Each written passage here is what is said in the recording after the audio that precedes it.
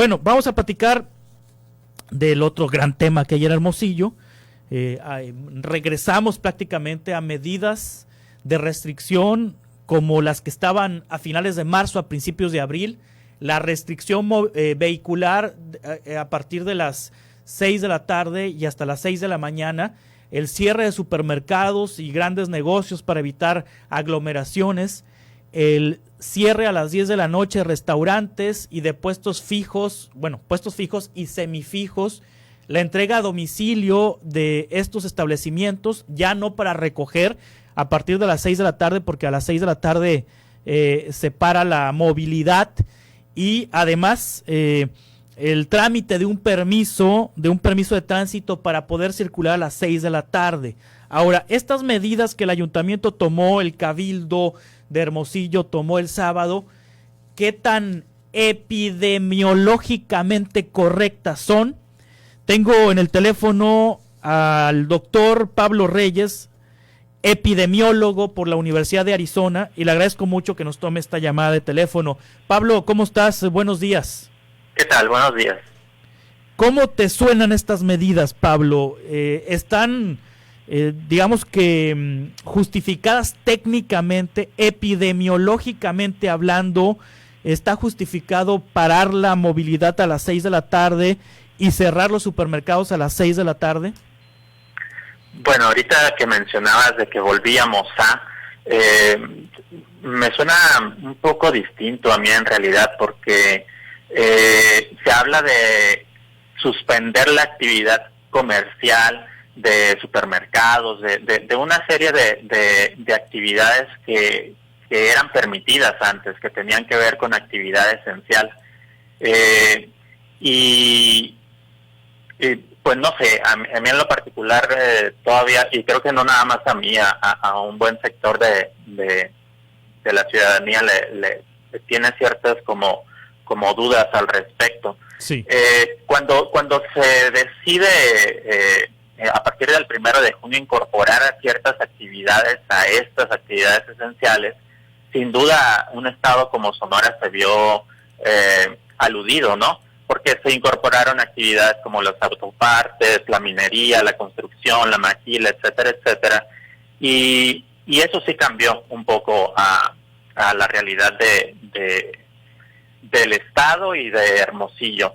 Ahora, hay gente activada, ahorita que está trabajando, hay unos que no se detuvieron, y cuando uno piensa en la movilidad, uno tiene que pensar cuál es la razón por la cual nos estamos movilizando, o sea, cuáles son nuestros motivos de traslado, y esos horarios que se escogieron para tratar de controlarla, pues todavía entran para mucha gente dentro de lo laboral, de esas actividades que se incluyeron, ¿no? Entonces, de ahí se entiende un poco la molestia de la gente, ¿no? Y de ahí el cuidado en la implementación de lo que se quiere lograr.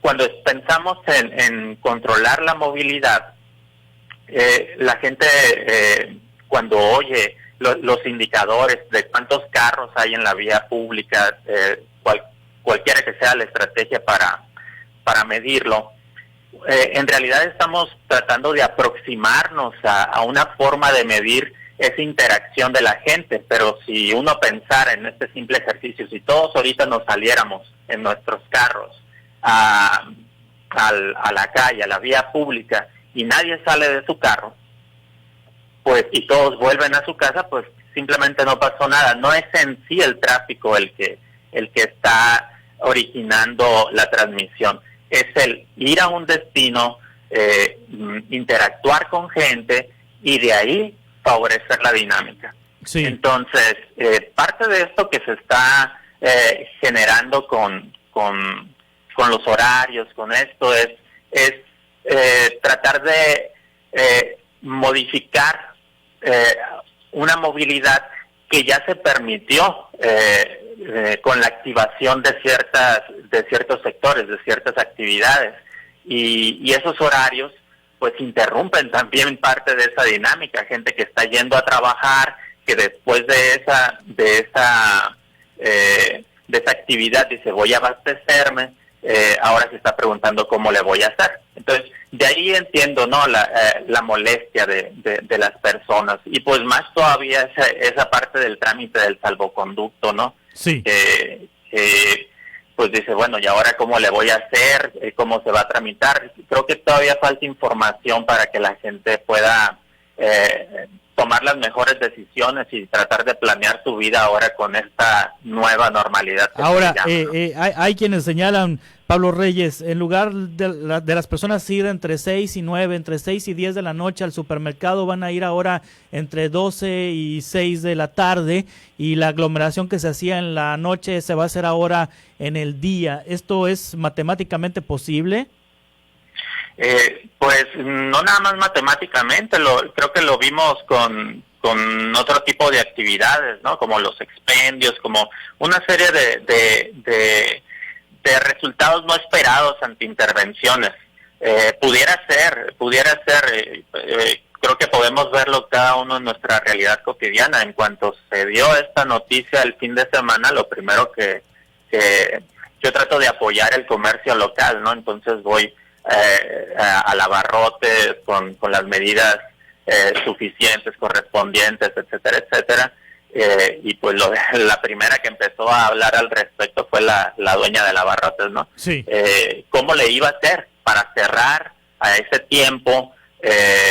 Y la gente que, por ejemplo, que está desempeñando esas actividades dice, ok, ahora cómo demuestro yo que estoy desempeñando cierta actividad. O sea, hay todavía mucho descontrol, ¿no? No dudo que de un inicio, pues sí se note en las calles, una reducción por el temor a la multa.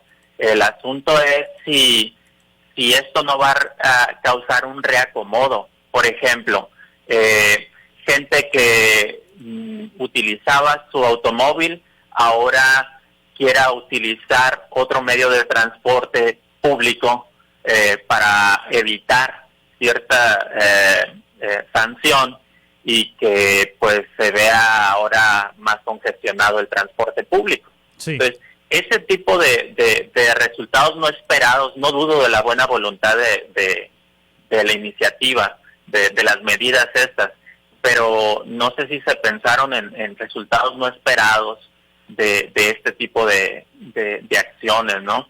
Sí. ¿Cuándo sabremos si fue adecuado o no esto, Pablo? Pues yo creo que lo vamos a ver como muchas cosas que hemos visto en esta epidemia, ¿no? A las 2-3 semanas, cuando empezamos a ver las repercusiones de las decisiones. Lo empezamos a ver con la apertura hasta donde se pudo a partir del 1 de junio. Empezamos a ver las consecuencias 2-3 semanas después. Entonces, vamos a ver cómo lo asimila la población, cómo lo implementa la autoridad, y a partir de ahí creo que vamos a empezar a verlo unas 2-3 semanas después. En 3 semanas sabremos entonces. Pablo, muchas gracias por tomar esta llamada, doctor en epidemiología por la Universidad de Arizona. Muchas gracias. No, de nada. Y además investigador del Colegio de Sonora.